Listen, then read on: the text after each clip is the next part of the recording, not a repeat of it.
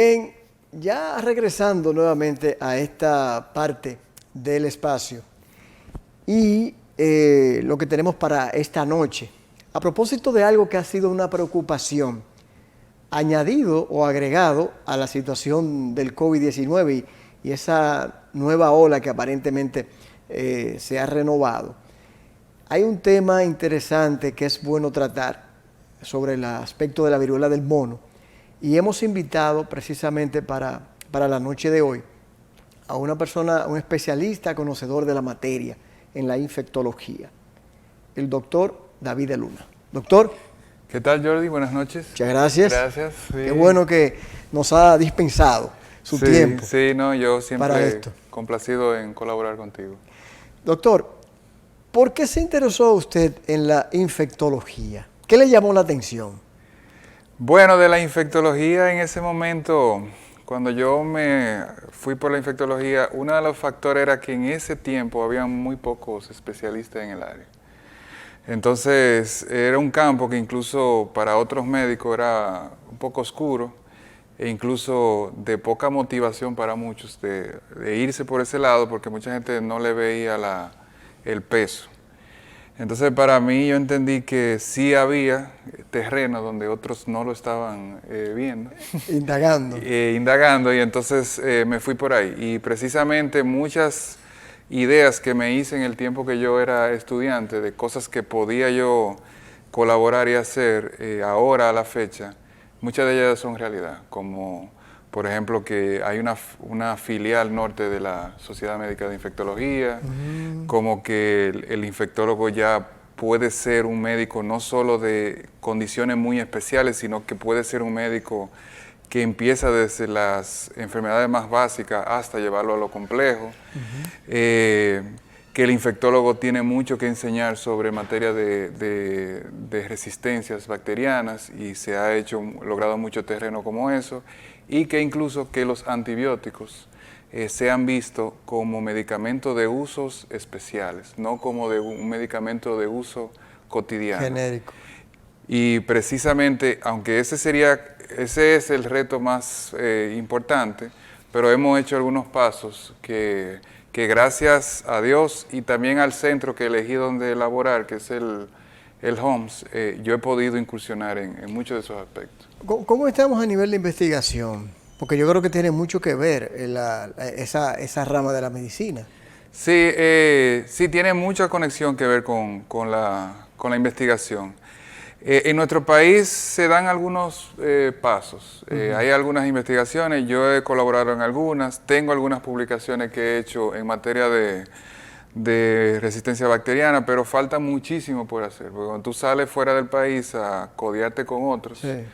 Tú te das cuenta que tú lo que estás haciendo son cosas muy rudimentarias en comparación con las que ellos ya han logrado, pero por algún lado se empieza, y yo entiendo que en los últimos 3 a 4 años, con el esfuerzo que hemos hecho un grupo aquí del Cibao, más otros que han hecho otros grupos de Santo Domingo, se han logrado muchas cosas, al punto de que, por ejemplo, ya hay una segunda residencia para formar infectólogos. Todos los años nosotros tenemos algún grado de representación en los 2 eventos más grandes que tienen los infectólogos, que son el de la Sociedad Americana de Infectología y el de la Sociedad Europea de Infectología. Es decir, que se va haciendo mucho de a poco y entiendo que sí, que vamos creciendo en ese aspecto. Sí. Entrando en la parte ya del tema que nos ocupa, ¿qué es la viruela del mono? Sí, la viruela del mono, como así suena, tiene una relación con la viruela, aquella viruela tradicional de hace 40 años. De la que fue erradicada en el 1979. Sí. Son familias, son parte de la misma estirpe viral que son ortopoxvirus. Los virus tienen familias, grupos, géneros, entonces en este caso pertenecen a la misma familia.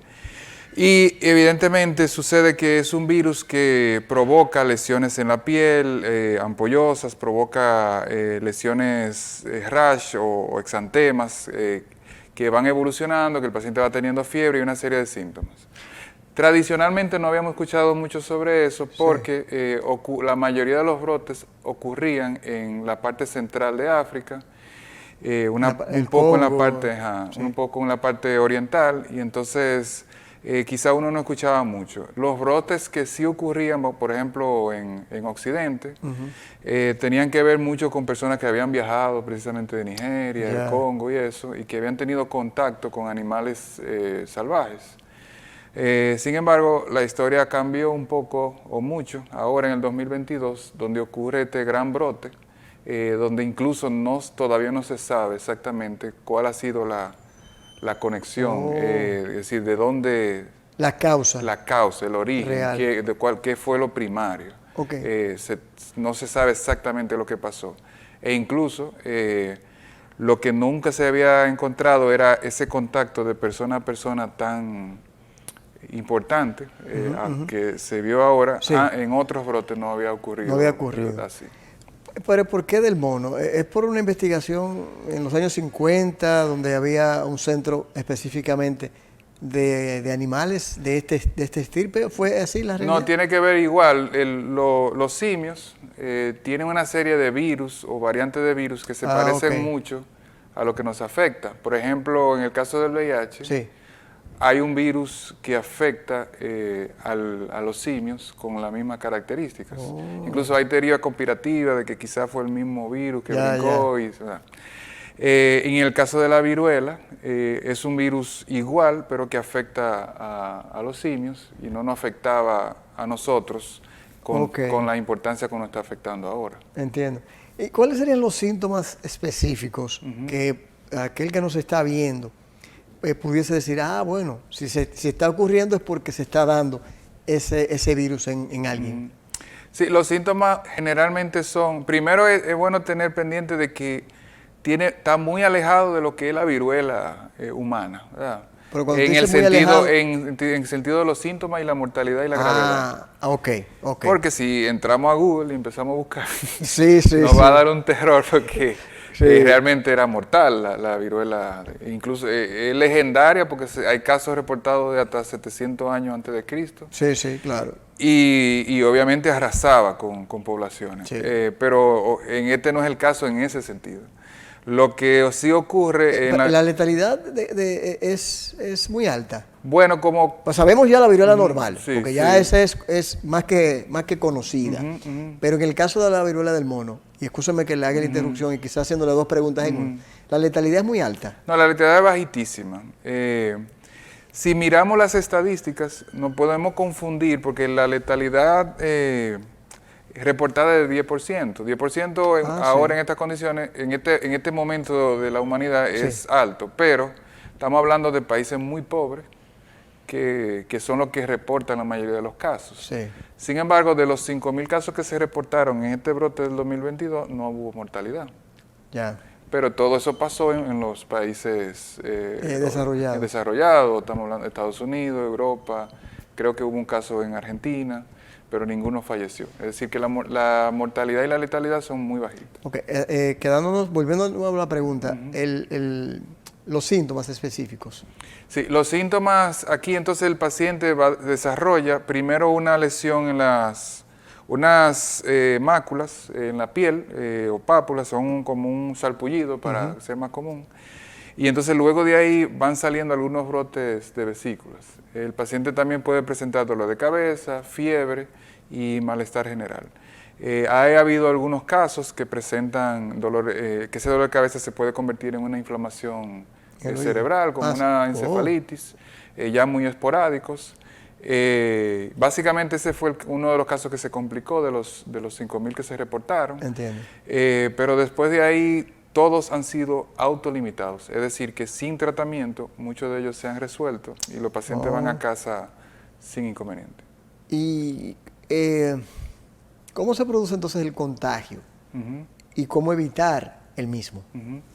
Bueno, tradicionalmente, vamos a decir, previo a 2022, como te dije ahorita, los casos casi siempre eran de personas que viajaban, vamos a decir, hacía un safari o viajaba por una selva de esa, hacía contacto con algún simio y traía entonces la infección. Sin embargo, en estos casos ahora ha sido por contacto de persona a persona. Pero sería que mutó el virus. Eso es una teoría de que el virus pudo haber mutado y que entonces la forma de transmisión cambió. Un dato curioso, a lo cual no se tiene la respuesta total, es que los primeros casos fueron de hombres que tenían sexo con hombres. Incluso en España, unos casos que llegó hasta unos 50 casos fue de un grupo de hombres. O sea, que eso no es prejuicio. No No es se un tomó como prejuicio. un prejuicio, porque te decían, Sí. bueno, hubo parte de esa, Sí. de personas que, ¿verdad?, que tienen esa preferencia, que decían que era una especie quizás de cargarle el dado a ellos. Sí, no. Es un asunto estadístico y científico, tú sabes, Sí. epidemiológico. Obviamente cuando ocurren casos así, hay científicos, gente que se dedica a rastrear de dónde vino, cuáles han sido los comportamientos, como si fuera un crimen, Y ¿verdad? usted decía de España, ¿qué Entonces pasó? en España ocurrieron unos casos de que hubo una actividad, para decirle un nombre, Sí. donde se conglomeraron un grupo de personas con el comportamiento de tener relaciones sexuales entre el mismo sexo, especialmente hombres, y de ahí salió un gran grupo infectado. De ahí vino entonces la conexión de que posiblemente puede haber una transmisión sexual. Hasta antes no se había relacionado la viruela del mono con la transmisión sexual. Entonces, incluso en los Estados Unidos, los brotes que han habido ha sido a predominio de hombres que tienen sexo con hombres. La razón exacta no se sabe, no hay una demostración biológica de que ocurra, pero epidemiológicamente sí ha habido una conexión.